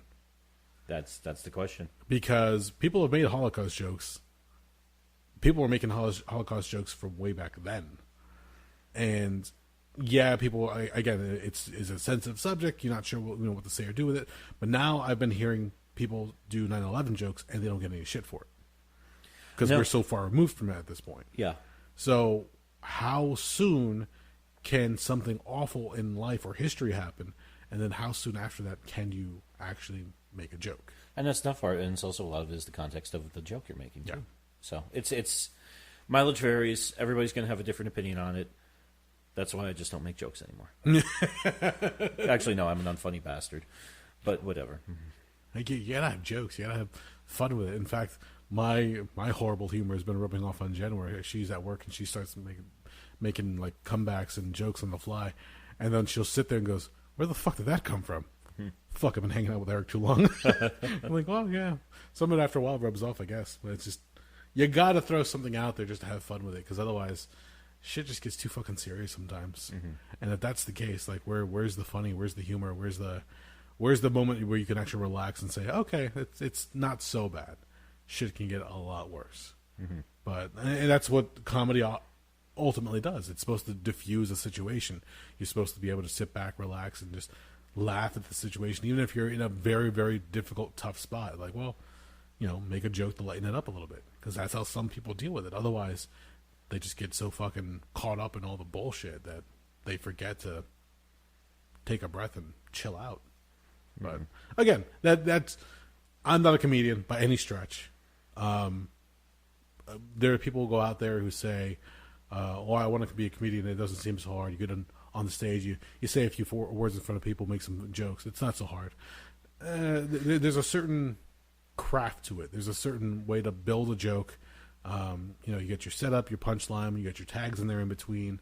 So you've got to be able to build a premise, but know where you're going with it. And then, kind of like in the world of professional wrestling, once you have that shtick laid out, then you go to different clubs. So essentially, you're taking that in, like wrestling, you're taking that same match and you're doing it at different venues each night. You're doing it hopefully in different crowds. Because once one crowd sees you do the same match over again, like, oh, I know that one. I know that one beat by beat. Yeah. You might throw a few new tags in there here and there to like punch it up a little bit or freshen it up, the joke, for a newer crowd. But if somebody goes, my good example was, we went to watch Chris Hardwick out in Philly way back when. 2012. I think it was before that one, actually. We went with a... Oh, you went to... Okay. Yeah, we went to an earlier set of his that he had. We saw the set. It was fucking great. Like, he had a brilliant set that night. And then later on, that same group, we went to watch him in the Bronx in New York. And I noticed, like, 5 minutes in, I'm like, wait, I've heard this joke before. Mm-hmm. And then I sat back and like, oh, he's just doing the same fucking set. Yeah. So I sat back. I think I heckled him at one point just because I was getting bored. But he fucking took it in stride. He added a few things here and there because I noticed he put some tags on it, and then he did a musical number with his friend Michael Furman. Uh-huh. So that's when I realized, it dawned on me, like, oh, these guys are just like fucking like magicians and wrestlers. They go out there once they have a routine or an act. You have to go out and just have to present it like it's brand new every time. Mm-hmm. And at that point, if the crowd likes it, then good on you. But you got to be able to try to keep it fresh, know where you're going, know where you're driving it, and hopefully the topical jokes that you're using don't age too quickly to the point where you can't use it anymore. Because again, if somebody makes a joke about, if it's a month after the fact and somebody makes a joke about 9/11, obviously people are going to get pissed. But now, especially in today's quick-paced social media and news outlets, you can make a joke about President Trump, and that just seems to be like the thing for now. For this time period that he's in office, people are just fucking railing on him left and right. Orange Goblin this and Tiny Hands that. And what the funny thing is? It's actually gotten to the point with the Trump jokes where I look at that as hack at this point. Oh, yeah. Because if I could write Trump jokes, anybody can write Trump jokes. So it's like, yeah, do better work. That's why a lot of people have said, it's like, yeah, I'm not going to do any Trump jokes just because it's too easy for me. And I'm not here to do lazy comedy. Yeah. And that's fine. But a lot of people even said before the 2016 election, if either one of them won, it was going to be comedy gold for the comedy community, because they're right. There's just so many things they can sit there and pick apart. Have you ever heard of Chapo Trap House? No. It's a podcast run by a couple of guys from New York. They call themselves the Scumbag Left. Okay. And they're a lot like very left-leaning political guys. They're pretty educated guys in terms of that, but they're fucking scumbags. Okay. And they did an entire thing at some venue in Brooklyn for election night in 2016. And they were talking about it because they kind of like put like a behind-the-scenes video of it. And it showed them all sitting there, and as the night progresses, and they're doing their stuff, one of them saying, he's like, holy shit, if Trump wins, that completely blows our punchline for the night. Because they were of the ilk of the left where, I hate saying true left, but I don't know what else to call it, where they said, oh no, we don't like either of them. I mean, Hillary Clinton, yes, we're going to get some social footballs going in a direction we think is better, but at the same account, she's still a neoliberal warmonger. Yeah. Who's, bought and sold by corporate interests. Trump's just a little bit more upfront about it. Yep. So it's I always got a kick out of it. But at the end of the night, they managed to recover by they had one guy. They found a wheelchair. They threw him in a wheelchair. They put him in a suit. And they put a leather glove on him and put him in a pair of dark glasses on him. And they did the entire... Have you seen Dr. Strangelove? Yeah. They did the entire thing at the end where they had him, he got out of the chair and he goes, Mein Führer, I can walk. Yeah, and they had him get out of the chair and goes like, President-elect Trump, I can walk. Oh, fuck. Yeah, doing the entire, not Peter Lorre, fuck, you know who I mean. I know you're talking about. Yeah, the guy who played 3 different roles in the fucking movie, comedic genius. Oh my god. Yeah, it's fucking funny as hell. That was a lot of the places that were doing I think it was Rogan and his friends, Bill Burr and Dean Del Rey and all them did Yeah, they did something in L.A. for election night. the End of the World podcast. Yeah. And as they were just getting results from the polls as far as the numbers, and fuck, Trump's up. Fuck, he might actually win. And they just weren't ready for it. And it was kind of they didn't set it up either way for just for one or the other to win. They figured by the end of that election night, they were fucked either way. That's really what it came down to. But it was just a shock, and everybody oh shit. The guy who was on The Apprentice, the guy, who ran The Apprentice, the guy who's fucking Trump Towers, Trump Steaks, and everything else, he's going to be the leader of our country. The guy from Home Alone 2. Fucking world we live in. Yeah. And it's true. I always sit back and laugh. You have to. You can't get upset about it, because I do agree with the fact that, look, he's there for the time being. He is the commander-in-chief, so you want him to do a good job. Mm-hmm. It's not your fault that he doesn't do the good job. He's fucking up certain things on his own. Well, that's playing out on its own. So it's not that you can sit there and just make fun of him the entire time. But I always picture it in my head, the guy sitting in the chair for the Oval Office, the leader of our country, is a WWE fucking Hall of Famer. Yeah. Who shaved Vince McMahon's head at WrestleMania. Yes. I'll wait and see until the next go around and see what happens as far as elections. I'll make my conclusions based off of the information at hand, not just off of fucking political ads that run and say, this person sucks, that person sucks, vote for this person, not for that person. Go through, fucking weed through all the different issues and what you believe in, what they believe in, see where you meet, hopefully, and just make the best decision in your mind, and hopefully the country follows in suit. But we don't know what's going to happen yet, because it's just the fucking... Politics is just the fucking circus. It really fucking is. It is a circus, nowadays. and it's getting more and more progressively more and more insane. But then again, this is, I think, some of the after effects of extreme gerrymandering, and also we can't all even agree on what we're arguing about. Yeah, because there's, with the rise of cable news networks, especially ones that are relatively partisan, MSNBC kind of skews left. Oh yeah, liberal. Yeah, and Fox News skews right. Especially when you come to tech companies, you see a lot of them skew left. Mm-hmm. So it's just the way it is. As far as YouTube, they get upset. They see something they deem hate speech, they'll take it down. It might be a more conservative view, but because they deem it hate speech. Well, here's the trick. Don't just think of it from the left-right paradigm. Yes. Think of it as elite versus populist. How so? Think about who's got the money. Okay. And for a lot of them, the left-right thing, it doesn't really have much to do with anything as a way to keep everybody else fucking divided. Yeah. And don't get me wrong, and there are very serious issues involved in all of that. But also on the same account, I always say it's okay, are we talking about the populist left? Are we talking about the mainstream media liberals?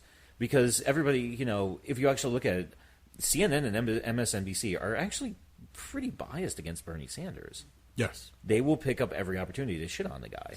It comes down to politics, the way I look at it in certain cases. We were talking about the other day how religion has different sects and different breakdowns. So you can have one branch of this religion, and then also that branches off even further. So we were talking about David Koresh, the Davidians, the Branch Davidians. Yeah.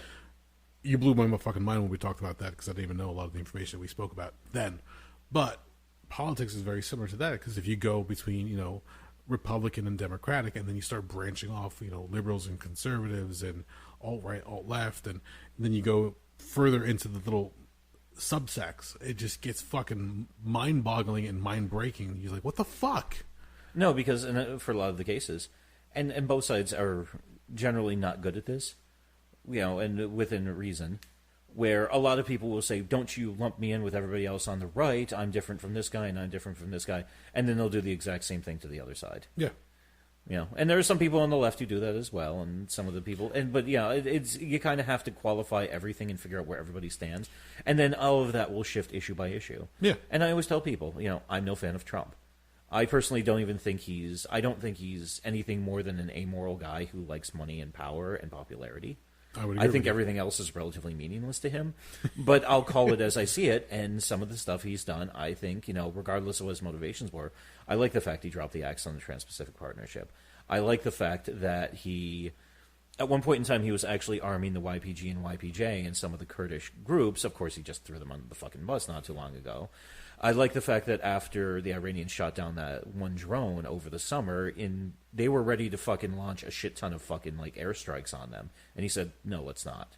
Yeah. I like the fact that he actually was saying, "It's like, well, let me go talk with the leaders of North Korea." It's like, how about we actually open the lines of communication? Yeah. Rather than just being like, "No, rah rah rah, we need to invade every country under the fucking sun." Yeah, there are certain things that have gone well, but again, it's always painted through the lens of which media outlet you're going to look at it through. And at that point, somebody's going to vilify him. Other ones are going to say, "Oh, he's the greatest American hero we've ever had." Bullshit. Yeah. If you and I always throw this question at people I know. I always say to him, if you don't like him, has there anything Trump has done that you agree with and you think he made the right call on? There's got to be a handful of items. Yeah. And conversely, I always look at other people and say, okay, if he's the greatest president ever, has he had a single action you disagree with?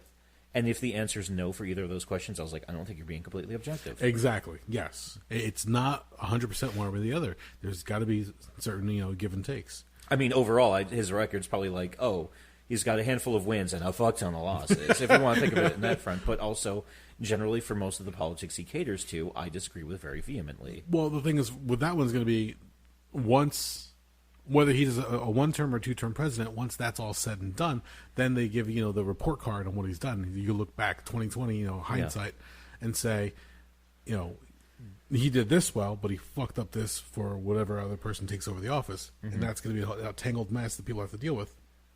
That's going to be the case with any president. So, again, you can't just say, I'm the left, so I hate him, or I'm the right, so I'm for him. It comes down, once again, to tribalism and the idea that if you're not in my team, fuck you. Mm-hmm. And, we have to defeat you. Keep in mind, we all live in the same fucking country. Well, there's a point when you when you have to throw that out the window, though. If we're sitting here arguing about the earned income tax, that's one thing. Yeah. If we're arguing about a group of people who actively are trying to cause a lot of pain and suffering to people in regards of, oh, okay, you're a naturalized citizen, but we're still going to look for a way to throw you out of the country. Or in other cases where, and this one's popping up more and more where I'm hearing iterations of this, where somebody comes to the United States, joins the military, serves, has a bunch of fucked up issues related to it where they get involved in some drugs and some crime, and they get extradited again. Yeah. In a lot of cases, they're sending back to people, and some of these people even say, it's like, they're sending me back to a country I left when I was 3. I don't even know the language. Yeah. It's fucking crazy. Yeah, that I look at as like, come the fuck on. That's some horse shit. Or, some of the other stuff where when you're talking about finer policy points is a lot different than stuff that's actually affecting people in a major adverse way. But even as you try to navigate politics, like even all the bullshit that gets intertwined with everything, like the maze that you have to navigate just to get to the actual issues. Mm-hmm. And then when you hear these people, like the talking heads on different media outlets, they avoid answering simple questions left and right, but be it left or right. Mm-hmm. And it just gets so fucking agonizing to try to get a straight answer or a straight solution to any kind of topic. It's like, how the fuck did a system so simple gets so fucked up so quickly? Because there are people actively working to fuck it up. Well, yes, that's the unfortunate part of it. But you look at it, it's like there are ways to do this where the bureaucratic bullshit doesn't bog everything down. But as you just said, there are people who are willing to bog it down because money and power is involved. Mm-hmm. So if you make the right friends, if you do the right handshakes, and you hang out with the right groups, then you might have a little extra money in your pocket at the end of the day or at the end of your term, whatever the case is. it just gets maddening when you try to like sit there and say, how is it that they can't get anything done? Oh, because they're making money while nothing's getting done. They can find a way to take advantage of a certain situation depending on what groups they sit on. Well, the one I really take issue with is Mitch McConnell. How so? Because he's the guy who's actively said when the Democrats retook the House of Representatives last January after they won in the 2018 midterms, he basically said, he's like, just call me the Grim Reaper. Because anything you send out, anything that makes it out of committee and passes the House that comes to the Senate, I'm going to have it killed. He's like, if you try to reform anything, don't even waste your time. I'm burying it. Because we have the Senate majority. Yeah, that makes... Again, he's also done some stuff where he's rigged some, he's pulled election boards where he's deadlocked them up pretty well. He's spent a lot of years making sure nothing moves unless he's got some type of a handle on it. But yeah, if you really want to look at somebody who's really manipulated the system in the shittiest ways possible, don't even think about Trump. Trump, honestly, like I said, like I really do believe that 2016 was a publicity stunt that went horribly astray. I really do believe. I really honestly think that. I think Trump's entire theory was, okay, if I come out and I just say a bunch of ridiculous, crazy shit, then I'm going to get a ton of airtime, and I'm going to parlay this into whatever project is currently sitting on the shelf. I think some people said that he was going to try to launch like Trump TV or something like that. But then all of a sudden it's like, wait a minute, I'm up in the polls? What the fuck? Yeah, exactly. And his ego is too severe and too large where you can't just say, it's like, I can't just drop, I have to ride this out. Yeah, it's a popular theory that it being a PR stunt gone bad is essentially where we landed right now. And again, it's entirely possible. Will we ever actually know? Absolutely not. I mean, I know whenever he dies, whenever the hell that is, and Trump's like 74 or 75 now. And I don't know how great a health condition he's in. I'm not his goddamn doctor, and even the reports that came from his doctor, some of those sounded a touch suspect. He's a picture of health. But honestly, he's I think like a 20-year-old. Yeah, there's a ton of stuff that's going to come out whenever they do, because it's customary that once you leave library, you have your presidential library with a lot of your papers and that. I'm very curious to see how that entire thing shapes up, because I wouldn't be surprised if by then Trump is dead and his kids are in charge of it, and they're going to be crazily going through trying to scrub stuff that's technically kind of public record, being like, we can't have any of this get out. I mean, trying to figure out, it's like, okay, how the fuck do we classify all of this stuff or get it marked so... Yeah, redacted or something. Yeah, because there's going to be so much stuff. Because, I mean, even a lot of the guys who worked for him, like General Kelly and General Mattis, even said that, it's customary for a lot of their stuff. It's like, 7:30, 8 o'clock in the morning, we're working. Yeah. And they said a lot of days, it's like, it was a struggle to get Trump to fucking come down by like 9:30, 10 o'clock. Because he's like, no, he wants to dick around and fool around with this and tweet, and he wants to watch this, and he wants to have a breakfast, and it's like, God forbid if he's at one of his golf courses, he wants to go out and fucking play 9 holes. Yeah, you're fucked. Yeah, it's like, Jesus fucking Christ. It's like, it's not an easy fucking job. In fact, there's a reason why when you see guys who do 2 terms... they look like in 8 years they look like they've aged fucking 25. Oh yeah, the pictures of the guys who go in and like all spry for their age, and then when they come out they just look like defeated, like they've gone like many rounds with a boxer. They go in, they're fresh faced, they got a nice head of hair. They come out, the hair's starting to thin, the temples are gray as fuck. Yep. You could see the fucking worry lines around the eyes and the fucking mouth. Yeah, because not only. It's a shit job. If you talk about all the stuff that gets talked about on the news outlets, think about all the shit that doesn't get put out on the news outlets. All the different topics that they have to deal with, all the different negotiations and treaties and countries, and it gets fucking crazy. Yeah. So for them to do that, I don't envy anybody who wants to be in that chair. Like when you're a kid, like what do you want to be when you grow up? I want to be the president of the United States. It's like, oh, you poor fool. I wouldn't mind being president, like, in the 1950s, maybe? Yeah, well, I see that being much easier of a time, at the very least. Yeah, the media outlets were a lot more controlled. Yes. So, yeah, there wasn't so much of the opposition in the news. But nowadays, it's so crazy to try to navigate everything and try to make the right decisions, because you're never going to please everybody 100% of the time. And you have a choice. You can either be diplomatic, like the former president was in Obama, and try to be distinguished when you speak to the media and news outlets, or you can be like Trump and just make up nicknames for everybody and bully them in to fights on Twitter and on the news. Yeah, and get people chanting about them at one of his rallies. Yeah. It's just, oh my God, there's there's so many different ways to go about it.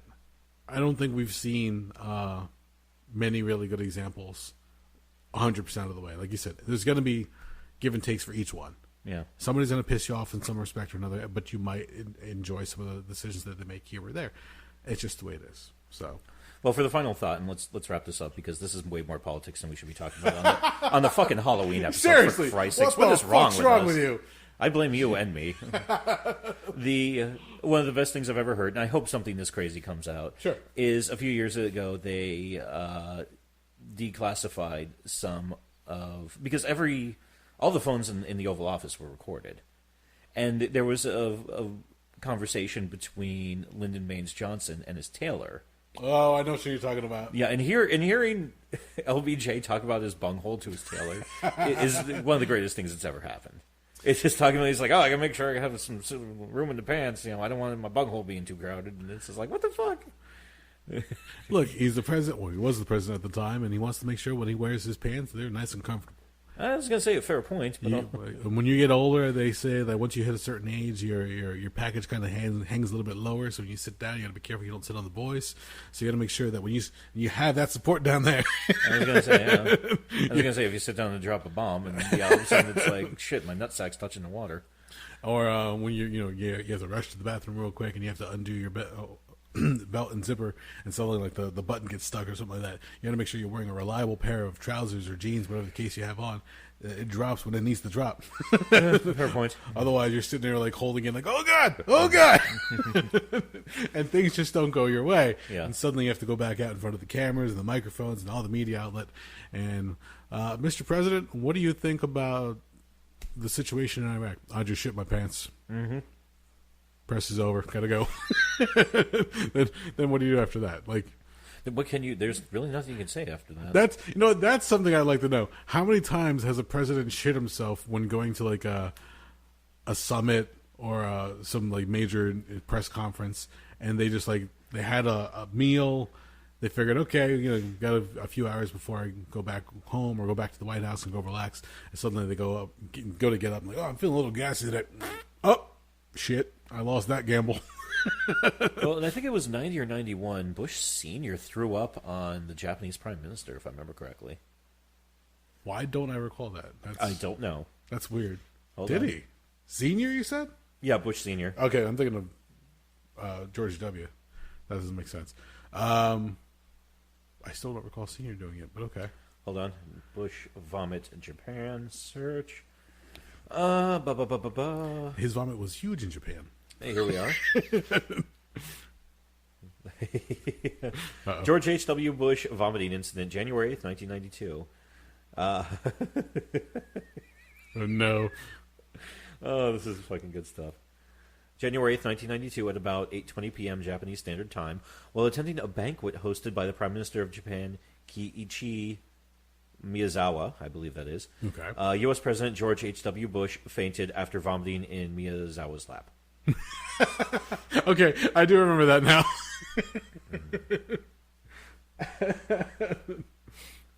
I tend to wonder, and yeah, I mean that was the joke. They were writing jokes for that. That was free fodder for television for a while. Absolutely, yeah. In fact, I remember. Do you remember the show In Living Color, the sketch comedy show? I remember they even had a sketch where they made fun of that. Oh, I don't remember that. I'm gonna have to go look that up. Shit. Okay.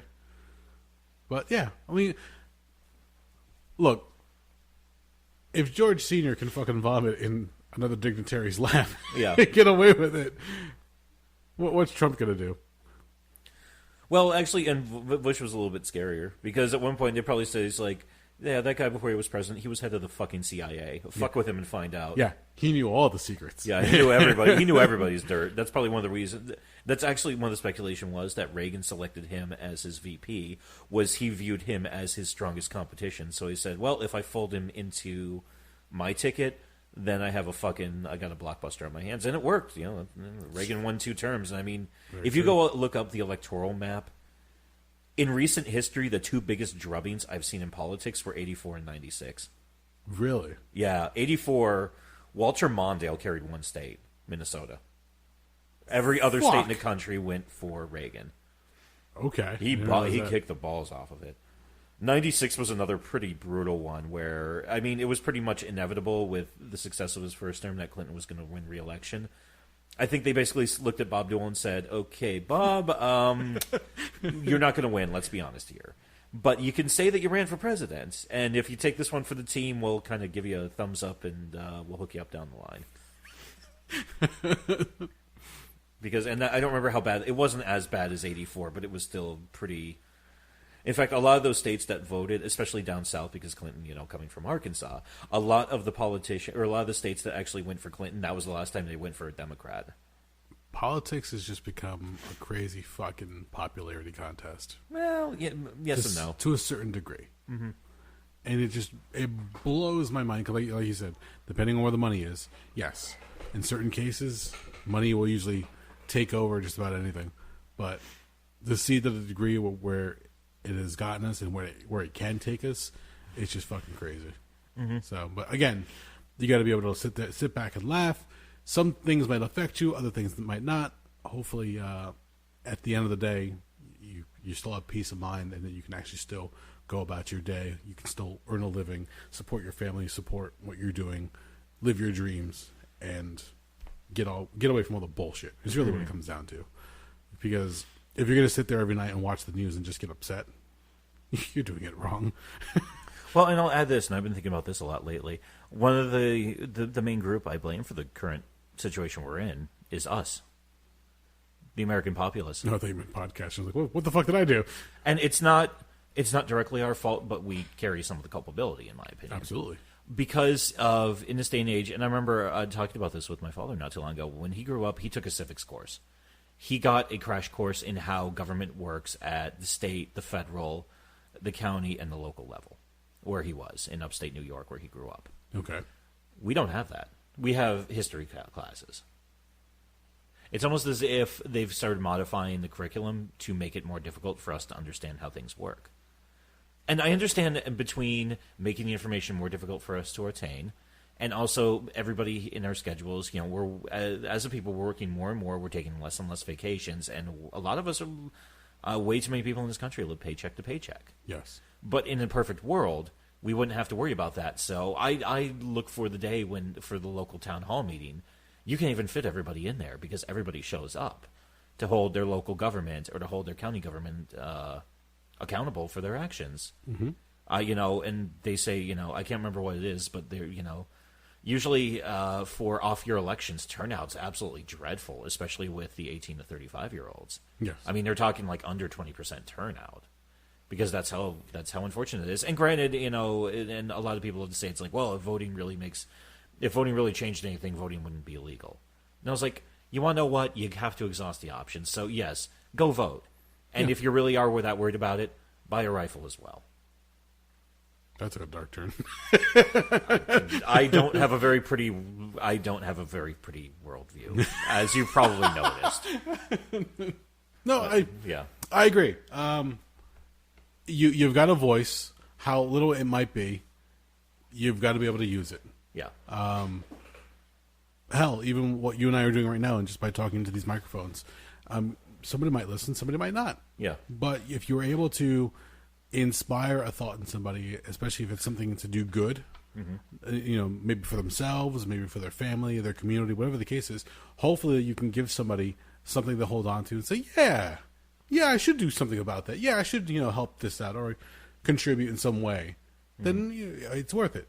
But if you don't exhaust the possibility, if you don't put yourself out there, if you don't use your ability to help, then what the hell are you doing for the greater good? Well, and I look at it this way, too. And also, I mean, I'm not taking into account, obviously, voter suppression tactics, voter ID laws, the remarkably sketchy voting equipment that we now have in way too many districts. Yes. Or the fact that in a lot of districts nowadays, they love to send either too many or too few machines, depending on how much turnout they want in that specific district, based on who's in charge of the local election boards. Very true. But I also tell people this, and I tried to tell this to a buddy of mine last week when he was talking about it. He's like, I'm not even voting in 2020. Yeah, fuck. And I looked at him, I said, 3 states decided the election. Michigan, Wisconsin, and Pennsylvania. Pennsylvania went to Trump by about 44,000 votes, maybe, out of like 2.3 or 2.4 million. Okay. Wisconsin went to Trump by, I think, 22,000 or 24,000 votes. And the real banger of them all, Michigan, Trump won by 11,000 votes. So if you add all those up, you're talking about 80,000 votes decided the entire election, if you really think about it that way. So you're saying that when you move back in 2020, we can blame you if things go wrong? You're more than welcome to. I love Pennsylvania. Pennsylvania's got problems. There's a reason why it's called Pennsyltucky, motherfucker. Oh, trust me. Yeah. I've heard that one before. Oh, it's Pennsyltucky. The other one I love is Pennsylvania Dutch. Those are actual people. Yeah, I know. Yeah, okay, I wasn't sure. Like a lot of people. Like, I know. I was driving down to the shore one year, and I remember. You met the Dutchies? No, I remember as I'm driving down to the shore, I got stuck behind a bread truck that actually said Pennsylvania Dutch Bakery. Mm-hmm. I was like, no shit, that's an actual thing? Yeah. I just thought it was like a term. They were all going to be living about 45 minutes west of where I'm going to be living. Interesting. Yeah, they're a very odd lot. Go out, look up Kutztown, Pennsylvania if you're curious. Okay, with that, we're going to put a pin in it, and we'll see what happens come 2020. Yeah. You might have to do a return to the show. Yeah, we could do special episodes. There you go. Live from PA. See if we can fire up the Skypey. I think I'm done. How about you? Oh, we've done more than we need to. Okay. Well, if you've made it this far and you've traversed the weird conversation of politics, thank you for listening. We are the... I even fucked that up. Look at that. That's how Good tired job, I am buddy. now. We are the Rabblecast. Cut that out. Fuck you.